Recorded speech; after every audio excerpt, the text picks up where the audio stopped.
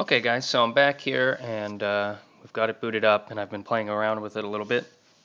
Let's wake her up and been able to change the background, as you can see. You slide to unlock just like Android. No haptic feedback, so that's something to just keep in mind. And so here's the background, and we can go, there's 3 home screens as you know, and you can take, this is where your books are normally, down here. I only have a couple, but you can grab them, throw them on the desktop, make them bigger, move them around. I have the brightness all the way up right now. If you just tap the bottom right here, you can pop up a thing that you can't really see, but you can quickly adjust the brightness. So I can start turning it down all the way. That's all the way down. Screen starts to flicker. It's actually still pretty bright at night. I had it all the way down. It's still quite bright, but not too bad. What else? So if you tap this menu key, it brings up some options here. You get, of course it goes away after a second. You get library. Not sure if you can see this. Looks a little too bright in there. So in any case, you can go to your library, which is the first option, and it sort of just gives you, the typical what it looks like in your library, your various books. You can go to magazines. I have none. Newspapers is another tab. My shelves, or you can create a different shelf in your Nook, I guess. It has a file browser here. My files, you can tap that, and you can look through here. I don't really have anything on here yet.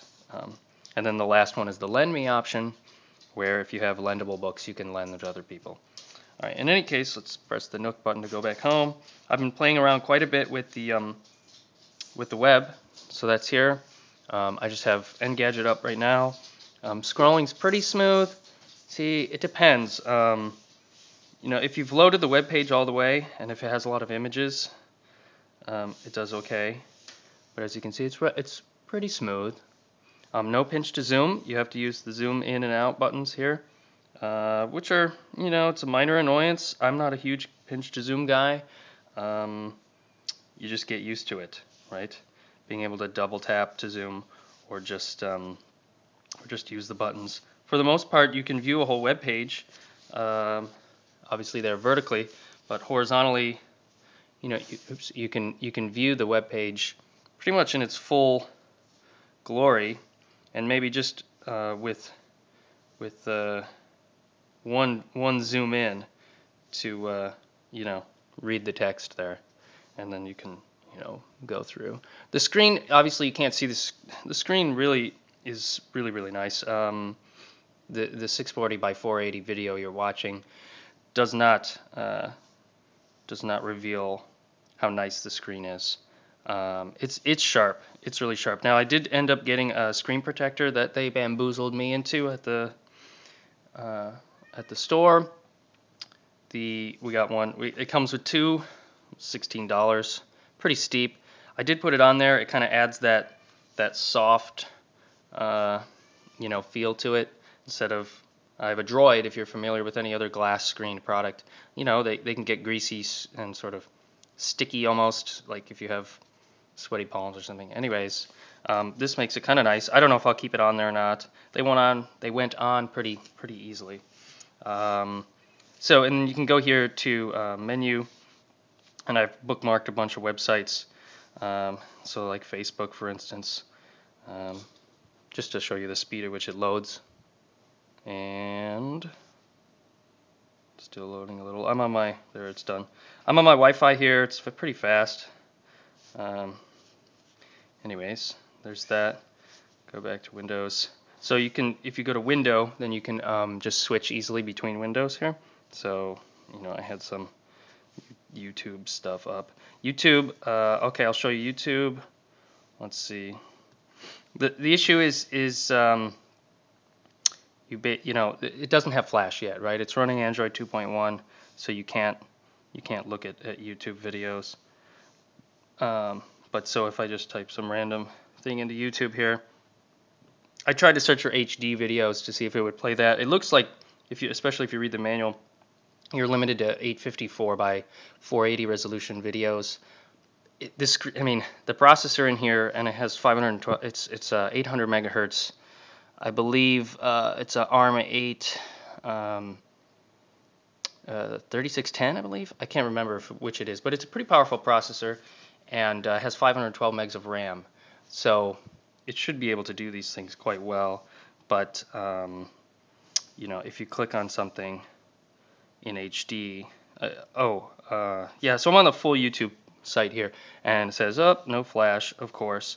But so if you go to mobile.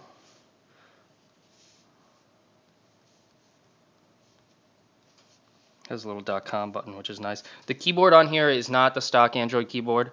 It's a proprietary keyboard that I think they put on here. It's quite nice. Again, no haptic feedback, so it doesn't vibrate or anything, but it is pretty nice. It's a little much, you know. Depends on how big your hands are, but you know, here you can see your thumbs can reach if you hold it like this. Personally, I prefer it in landscape. In portrait mode, and it really is nice to type on. No autocorrect though. Just keep that in mind. But once this gets rooted and custom ROMs get put on this, we'll all be in heaven, right?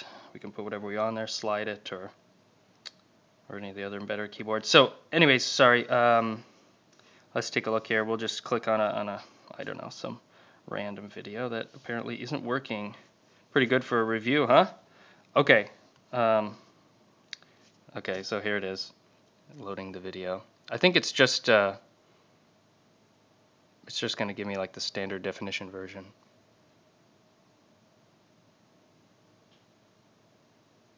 I'm not sure. Perhaps I could have picked a better video to do. Anyways, so this looks like just a standard definition video. They're talking about the case on the Moto Droid, I guess. The speaker, you know, is not. It's loud enough, I guess, if you're just reading a book. Here's the speaker down here in the back. But it's not terribly loud. So if for comparison, I've got the original Moto Droid. That's quite loud, but it's definitely louder than the Nook. So, anyways, this looks like probably a 640 by 480 video, but whatever. So let's go back and what else? So, all right, that's the web browser. It does Gmail. It does the full version of Gmail actually. I won't show you now for the sake of time, but I was in the full version of Gmail and I was chatting with it. It was a little clunky, but it was working, and so like the Gchat worked, the one that's built into Gmail, which I was slightly impressed with. I mean, none of it's Flash based, so I guess it makes sense that it'll work. The menu. Let's see, extras. So we go to extras. I mean, you guys have seen what's all on here, but it just comes with 8 preloaded little programs. Pandora, which I'm more of a Slacker radio guy, but Pandora, you know, I guess is okay. It works, but I prefer Slacker, so hopefully we can get that app on here eventually. It's nice, you know. You can then if we go home, press the Nook home button. You know, you can go listen to music while you're reading a book. Although I don't do that. So the screen's really nice. I think if you press and hold, you can go and just change the wallpaper. You can also go through into the gallery and do it through there. But these are some of your options for wallpapers. They're just pre-installed. If you click the photo gallery tab, you've got a few more that you can use. Some of them are quite. I was amazed once I clicked one of these and changed the background. It was just extremely nice looking. Just like Android, if you're familiar, you actually have to end up cropping the image to get it to fit, which is a little odd. But I guess the background's not the full 1024 by 600 resolution. So anyways, there it is. Really nice. You guys have seen, it comes with 2 preloaded children's books that read to you. And let's see, what else do you want to show? Oh, so if you want to get back to Pandora real quick, it's running down here in the bottom left. You can't see, but that's a P, and you just tap it, and it brings you back to where you were. This other icon is a little book. You can tap that. It'll take you back into the book that you were reading, I believe. Yeah, so there we are. De Tocqueville, Democracy in America. Okay, and page turns are fast. You know, they definitely not an e-ink page turn. You can also swipe to turn the page. And it's fast enough, I guess. If you tap in the middle, it brings up the menu. And here you can change font size. So you just do it and boom, now you've got a bigger font.